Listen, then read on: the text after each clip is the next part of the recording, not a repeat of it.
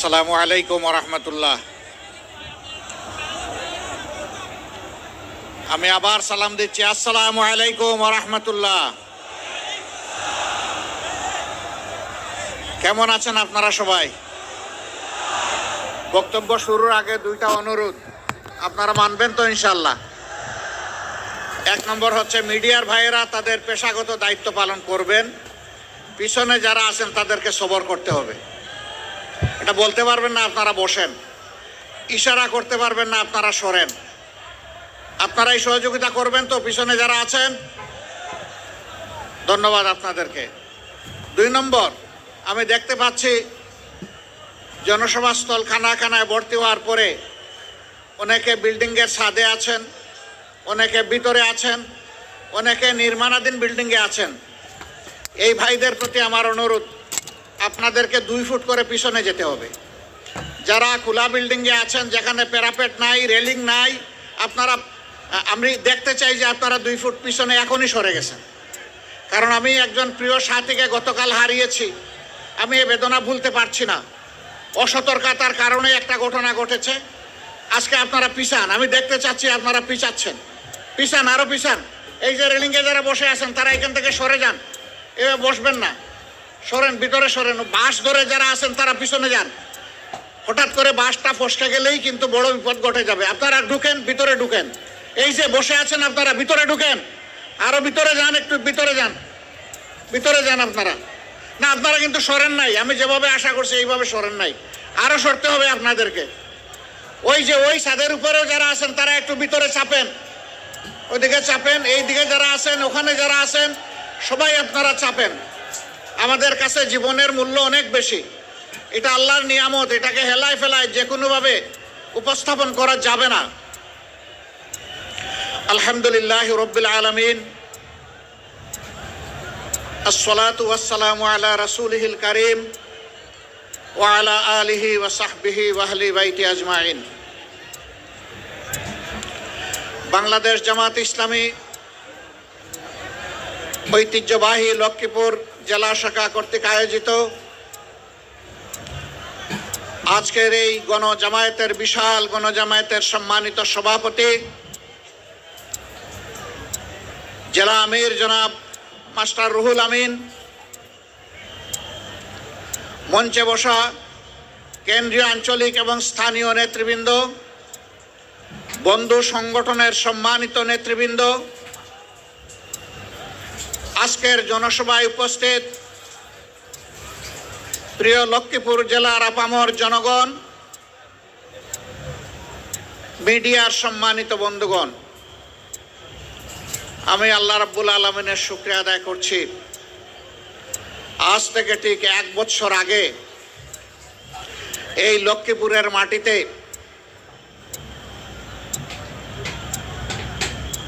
এই আঙ্গিনায় তো দূরের কথা, কোনো 1 ইঞ্চি জায়গার উপর দাঁড়িয়ে এমন একটি কথা বলতে পারবো তা কল্পনাও করি নাই। কেন করি নাই? আমার আগে জনাব মাওলানা এটিএম মাসুম বলে গেছেন, এই লক্ষ্মীপুর হাজার ঐতিহ্যের ধারক এবং স্মারক, অসংখ্য আলিম উলামার চারণ ভূমি, অসংখ্য জ্ঞানী গুণী ব্যক্তি এই লক্ষ্মীপুরে জন্ম নিয়েছেন। তারা দেশকে নেতৃত্ব দিয়েছেন। কিন্তু বাংলাদেশের স্বাধীনতার পর একটি গোষ্ঠী আমাদের প্রিয় লক্ষ্মীপুরকে সন্ত্রাসের জনপদে পরিণত করেছিল। বিশেষ করে একটি কুখ্যাত পরিবার, আপনারা সবাই তাদেরকে চিনেন, জানেন, আমার চাইতে বেশি চিনেন। এই সন্ত্রাসীরা আমার ভাই ডাক্তার ফয়েজ আহমদ, যাকে বলা হতো মানবিক চিকিৎসক, তাকে সহ অসংখ্য দেশপ্রেমিক মানুষকে তারা খুন করেছে।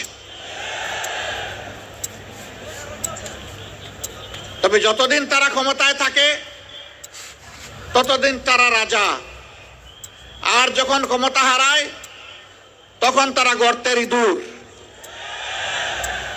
এখন কি রাজার হালতে আছে তারা? এমন জীবনের প্রতি ধিক্কার। যেই জীবনে বাতাস পরিবর্তন হলে মানুষকে ইঁদুর বনে যেতে হয়।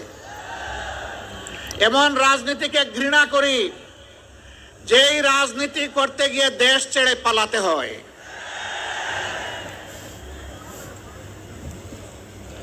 আসুন এমন জীবন গঠন করি যেই জীবন সর্বাবস্থায় আমার জন্য সম্মানের হয়, ফাঁসির রশিতে ঝুললেও যেন সম্মানের হয়, ফাঁসির পাতাটনের উপর দাঁড়ালেও যেন সম্মানের হয়, আবু সাইদের মতো বুক পেতে গুলি নিলে সেটাও যেন আনন্দের হয়। এমন জীবনী রাজনীতিবিদের জীবন হওয়া উচিত। প্রিয় সম্মানিত ভাইরা, এই 24-এর পট পরিবর্তনে লক্ষ্মীপুর একদিন আগে স্বাধীন হয়েছে। লক্ষ্মীপুরবাসীকে মোবারকবাদ।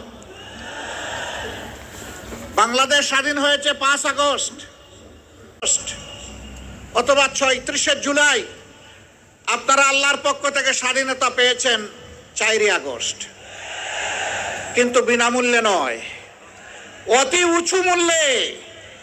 11টা তাজা প্রাণ এই শহরের মাটিতেই ঝরে গেল।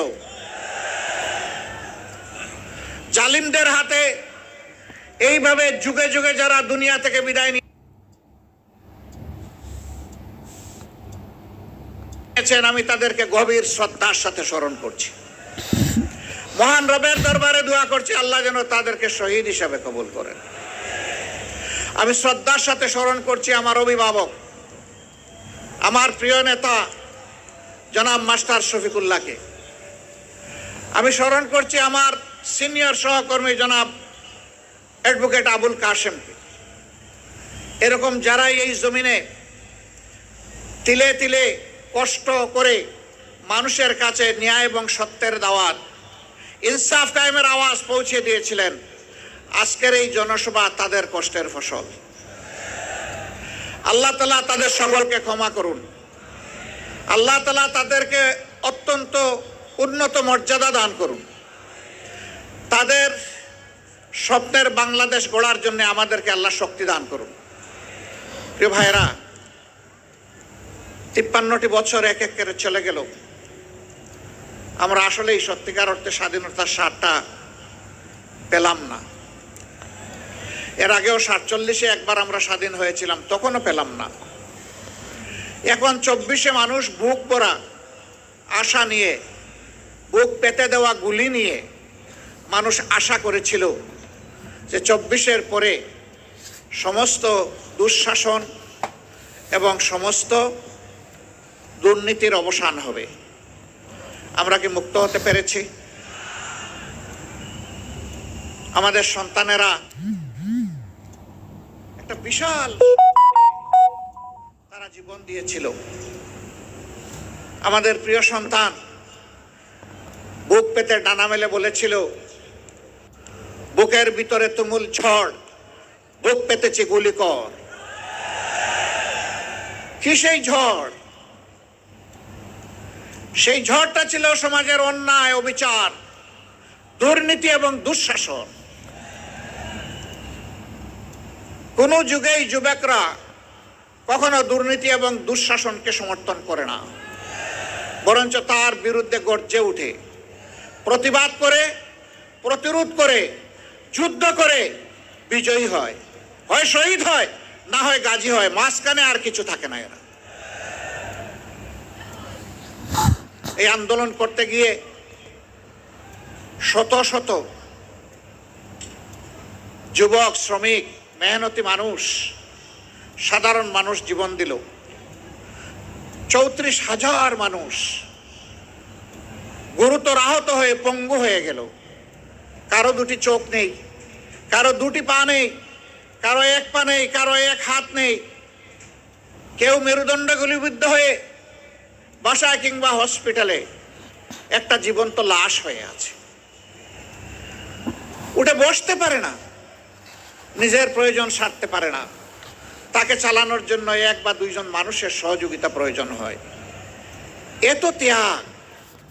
এত ত্যাগের পরে সমাজে অন্তত লক্ষ্মীপুরে কোনো চাঁদাবাজি নাই, লক্ষ্মীপুরে চাঁদাবাজি আছে? শিওর আপনারা? এখানে কোনো দুর্নীতি নেই, এখানে কেউ কোনো কিছু অন্যায়ভাবে দখল করে না, এই সবগুলো আছে। যারা এগুলা করেন তারা কোন দলের, তারা কোন ধর্মের, তারা কোন প্রজাতির, তারা কোন গোষ্ঠীর, এটা না দেখেই বিনয়ের সাথে অনুরোধ করব, বন্ধুরা দয়া করে ওই শহীদদের রক্তের প্রতি একটু সম্মান দেখাও। আমাদের শহীদদের রক্তকে তোমরা অপমানিত করবা না, এ অপকর্ম ছেড়ে দাও। তোমাদের যদি খাওয়ার অভাব হয়, আমরা আশ্বস্ত করছি এই সমস্ত মানুষগুলা মিলে আল্লাহ আমাদেরকে যে নিয়ামত এবং রিজেক দিয়েছেন আমরা ভাগ বাটোয়ারা করে খাবো। তবুও তোমরা চাঁদাবাজি ছেড়ে দাও, দখল বাণিজ্য ছেড়ে দাও, তোমরা মানুষকে কষ্ট দিও না। আলহামদুলিল্লাহ, বাংলাদেশের জনগণ সাক্ষী, বিশ্ববাসী সাক্ষী। 2009 সালের 10 জানুয়ারি আওয়ামী লীগ ক্ষমতায় আসার পর 2024 সালের 5ই আগস্ট পর্যন্ত যেই দলের সবচেয়ে বেশি সংখ্যক শীর্ষ নেতাকে খুন করেছে তার নাম হচ্ছে বাংলাদেশ জামাত ইসলামী। এক এক করে 10 জনকে খুন করেছে, আর আল্লাহ একজনকে বাঁচিয়ে রেখেছেন। তিনি হচ্ছেন আমাদের ভাই এটিএম আজহারুল ইসলাম। আফসোসের বিষয়, 6টি মাস চলে গেল, বাংলাদেশ ফেসিবাদীদেরকে তাড়ালো, কিন্তু ফেসিবাদের বোঝা এখনো এটিএম আজহারুল ইসলামের ঘাড়ের উপরে রয়ে গেল। এক এক করে জাতীয় নেতৃবৃন্দ সবাই বের হয়ে আসলেন, এখনো আজহারুল ইসলাম অন্ধকার প্রকোষ্ঠে থেকে গেলেন কারাগারে। তাই আমি মনের কষ্ট নিয়ে সেদিন বলেছি যে আজহার ভাইকে ভিতরে রেখে আমি আর বাইরে থাকতে চাই না। আমি সরকারকে অনুরোধ করেছি আগামী 25 তারিখ আমি স্বেচ্ছায় নিজেকে আইন শৃঙ্খলা বাহিনীর হাতে তুলে দিয়ে বলবো আমাকে গ্রেপ্তার করুন এবং আমাকে কারাগারে পাঠান। যেদিন আজহারুল ইসলামের মুক্তি হবে তার পরের দিন আমার মুক্তিটা দিয়েন। 13টি বৎসর কারাগারের অন্ধকার প্রকোষ্ঠে দুঃখে দুঃখে জীবনের সাথে তিনি লড়াই করছেন। এই সময়টা প্রিয়তমা সহধর্মিণীকে তিনি হারিয়েছেন। এই সময়টা তার পরিবার ছিন্ন ভিন্ন হয়ে গিয়েছে। সেই মানুষটার উপরে আর জুলুম করবেন না, দয়া করে তাকে এখনই মুক্তি দেওয়ার ব্যবস্থা করুন। যদি মুক্তি না দেন, বাংলাদেশ জামাতে ইসলামীকে সরাসরিভাবে আককরি করতে এই দেশের 3 কোটি প্রাপ্তবয়স্ক মানুষ সমর্থন করে এই 3 কোটি মানুষকে জেলে নেওয়ার জন্য প্রস্তুত হয়ে যান।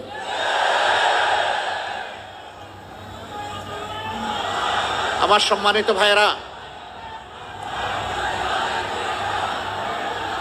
এই 54 বছরে এই বাংলাদেশে অনেক কিছু ঘটে গিয়েছে। দফায় দফায় রক্তের বন্যা বয়ে গিয়েছে। আমি কথা লম্বা করব না, আপনাদের দিকে তাকায় আমার খুব কষ্ট হচ্ছে। আমরা ছায়ায় আছি আর আপনারা কঠোর রোদের মধ্যে আছেন। আমি খুব সংক্ষেপে 2-4টি কথা বলে শেষ করতে চাই। এই 54 বছরে অনেক দলের শাসন আপনারা দেখেছেন, অনেক আদর্শের কথা আপনারা শুনেছেন, কিন্তু সংখ্যাগরিষ্ঠ মানুষের প্রিয় আদর্শ ইসলামের শাসনটাই দেশবাসীর দেখার সুযোগ হয় নাই। জানি না এইটুকু হায়াত পাবো কিনা। মহান আল্লাহর কাছে ভিক্ষা চাই, হে আল্লাহ, এতগুলো মানুষকে যখন তুমি দৌলতে ইমান দান করেছো, মেহেরবানি করে সেই ইমানের সোর্স কোরআনকে বাংলাদেশের শাসন ক্ষমতায় তুমি বসায় দাও। এর জন্য তুমি আমাকে, আমার সঙ্গীদেরকে কবুল করো, এদেশের কোরআন প্রেমী মানুষগুলাকে কবুল করো। অনেকে অপবাদ ছড়ায়, পরিকল্পিত অপবাদ। বুঝলাম কোরআনের শাসন কায়েম হলে ভালো হবে, কিন্তু এদেশে তো অন্য ধর্মের মানুষও আছে। অবশ্যই আছে, দুনিয়ার এমন কোনো রাষ্ট্র নাই যেখানে বিভিন্ন ধর্মের মানুষ নাই। বাংলাদেশেও আছে। কত পার্সেন্টেজে আসে এটা আমি বলতে চাই না। কেন বলতে চাই না? এটাও আর একটা বৈষম্য। আমরা গভীরভাবে বিশ্বাস করি এদেশে যারাই জন্মগ্রহণ করবে তারা এদেশের গর্বিত নাগরিক। ধর্ম তার নিজস্ব ব্যাপার, রাষ্ট্রের দায়িত্ব হচ্ছে নাগরিকের হাতে তার অধিকার তুলে দিতে হবে। আমাদের সংবিধান, যে বিদ্যমান সংবিধান, অধিকারের কোনো তারতম্য এখানে নেই এবং কোরআনের সংবিধানেও নাই। সেদিন একজন অমুসলিম দায়িত্বশীল নেতা আমাকে জানতে চাইলেন, তো যদি নাই তাহলে আমাদের কাছ থেকে আলাদা একটা কর নেবেন কেন ইসলামী রাষ্ট্র হলে? আমি বললাম, আপনি যথার্থই বলেছেন। আপনি কি ইসলামী রাষ্ট্রে জাকাত দেবেন? কয় না, তা তো প্রশ্নই উঠে না। আমি মুসলমান না, আমি জাকাত দেবো কেন? আমি বললাম, তাইলে এইটাকে এখানে রাখলাম যে মুসলমানরা জাকাত দেবে, আপনি এগ্রি? বলে যে হ্যাঁ, আমি এগ্রি। আমি বললাম, রাষ্ট্রের উন্নয়ন এবং অধিকার সবার জন্য যদি সমান হয়, তো একজন জাকাত দিল, অর্থাৎ একটা ট্যাক্স দিল, ইসলামী ট্যাক্স, আপনি কিছুই দিলেন না, তো অধিকার সমান পাবেন কিভাবে? আপনাকেও একটা ট্যাক্স দিতে হবে, ওই ট্যাক্সটাই শুধু আপনার কাছ থেকে নেওয়া হবে। তবে হ্যাঁ, কোনো মানুষ সে যে ধর্মেরই হোক, মুসলমান যদি সম্পদশালী না হয় তার উপরে কোনো জাকাত ফরজ নাই, আর জাকাতে নফল বলেও কিছু নাই। গরিব সাদাকা করতে পারবে, কিন্তু তার উপর জাকাত ফরজ নয়। ঠিক অনুরূপভাবে একজন হিন্দু, বৌদ্ধ, খ্রিস্টান, তিনি যদি অসহায় হন, গরিব হন, তিনি ট্যাক্স দিবেন না, উল্টা রাষ্ট্র তার দায়িত্ব নেবে। কর্মক্ষেত্রে যোগ্যতাটাকেই প্রাধান্য দেওয়া হবে। বলবেন তার কোনো প্রমাণ? আলহামদুলিল্লাহ, আমি নিজেই তার প্রমাণ। আপনারা মিডিয়ায় দেখেছেন, ছোট্ট একটি মেডিকেল কলেজ আমার হাতে গড়ে উঠেছে। মানুষ বলে এটা অনেক বড় মেডিকেল কলেজ, আমি বলি খুব ছোট মেডিকেল কলেজ। দুনিয়াটাই ছোট, আর মেডিকেল কলেজ কত বড় হবে? সেখানে 2200 কর্মকর্তা কর্মচারী কাজ করেন। সেখানে বাংলাদেশে বিদ্যমান 4 ধর্মের, সকল ধর্মের মানুষ আছেন সেখানে। গুরুত্বপূর্ণ দায়িত্বে হিন্দু, বৌদ্ধ, খ্রিস্টান ধর্মের মানুষেরা আছেন, যেমন আছেন ইসলাম ধর্মের অনুসারীরা। আমরা ওখানে ধর্ম দেখে তাদেরকে নিয়োগ দিই। আমরা দিয়েছি আমার এই প্রতিষ্ঠানের আমানত কার কাছে নিরাপদ, কে যোগ্যতার সাথে আমার রোগীদেরকে সেবা দিতে পারবে, আন্তরিকতার সাথে সেবা দিতে পারবে, আমরা তাদেরকে সেখানে নিয়োগ দিয়েছি। ছাত্রীদের জন্য ডেজিগনেটেড এই মেডিকেল কলেজ, এখানে ছাত্র ভর্তি করি না আমরা। সেখানে এটাও আমরা দেখি না যে এই ছাত্রীটা কোন ধর্মের, আমরা দেখি আমরা একটা মানবিক ছাত্রী এবং একটা মানবিক চিকিৎসক তাকে দিয়ে তৈরি করতে পারবো কিনা, এমন যাদেরকে পাই আমরা তাদেরকে সেখানে ভর্তি করি। এটি ছোট বাংলাদেশ। জামাতে ইসলামীর বর্তমান কেন্দ্রীয় কর্মীর প্রতিষ্ঠান, এটা যেমন হবে আগামী বাংলাদেশও ঠিক তেমন হবে ইনশাল্লাহ। একজন সাংবাদিকের মুখের দিকে তাকাইয়া মনে হলো হি ইজ কনফিউজড, তিনি আমার কথা আশ্বস্ত হননি। আমি তাকে পাশে ডাকলাম, ডেকে বললাম, আপনাকে ছোট্ট একটা অনুরোধ করব। বলেন। আমি বললাম যে কালকেই আপনি একটু সিলেট যাবেন, গিয়ে নিজ চোখে দেখে আসবেন, মনের মতো করে মানুষগুলোর সাথে কথা বলবেন, কর্মকর্তা কর্মচারী, ছাত্র, এখানে ছাত্রী যারা আছে তাদের সাথে কথা বলবেন। এরপরে আপনি আপনার মনের মতো করে রিপোর্ট করবেন। যদি আপনি কিছু মনে না করেন, যেহেতু আমি দাওয়াত দিয়ে নিচ্ছি, যাতায়াত খরচটা আমি দিতে চাই। আর যদি মনে করেন যে আমি যাতায়াত খরচ দিলে আপনি বায়াসড হয়ে যাবেন, আমার প্রতি একটু ঝুঁকে পড়বেন, তাহলে এই কষ্টটা ত্যাগটা আপনি স্বীকার করবেন। বললো যে আপনাকে ধন্যবাদ, আমাকে যাতায়াত খরচ দিতে হবে না, আমি কথা দিচ্ছি আমি যাব। তিনি গিয়েছিলেন, তার মতো করে তিনি একটা রিপোর্ট জাতির সামনে তুলে ধরেছেন। আমি দেখেছি তিনি ন্যায়সঙ্গত রিপোর্ট তুলে ধরেছেন, বাড়াননি কমাননি, ধন্যবাদ তাকে। এরপরে ভয় দেখানো হয় যে ইসলামী রাষ্ট্র হলে মহিলাদেরকে ঘরের ভিতর থেকে আর বাইর হইতে দেওয়া হবে না। আচ্ছা, আমার মা যতদিন বেঁচে ছিলেন তিনি কি বের হন নাই? আমি কি বন্দি করে রেখেছিলাম? আমার স্ত্রী, আমি কি তাকে বন্দি করে রেখেছি? তিনি তো পার্লামেন্টে একজন সদস্যও ছিলেন, তিনি একজন চিকিৎসক, চিকিৎসা পেশায় নিয়োজিত ছিলেন। আমার 2 মেয়ে 1 ছেলে আল্লাহর দান, তারাও চিকিৎসক, তারাও তো তাদের স্বস্বক্ষেত্রে জাতিকে সেবা দিচ্ছেন। তো কই, আমি তো বন্দি করে রাখলাম না তালা দিয়ে। আমার মাকে, আমার স্ত্রীকে, আমার সন্ততিদেরকে আমি যদি এইভাবে তাদের অধিকারের জায়গাটা তাদের হাতে তুলে দেওয়ার পক্ষে থাকি, আমি কথা দিচ্ছি ইসলামের দেশ হলে এদেশের শাসকেরা সেই অধিকার আমাদের মায়েদের হাতে তুলে দিবেন ইনশাআল্লাহ। বাড়তি দুটা জিনিস তারা বুক করবে।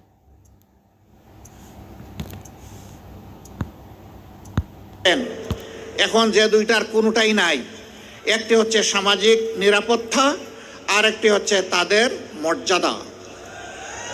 ইনশাআল্লাহ সেই দুইটাও সেদিন তারা বুক করবেন এবং নিজেকে বাংলাদেশের একজন নাগরিক হিসাবে পরিচয় দিয়ে তারা গর্ববোধ করবেন।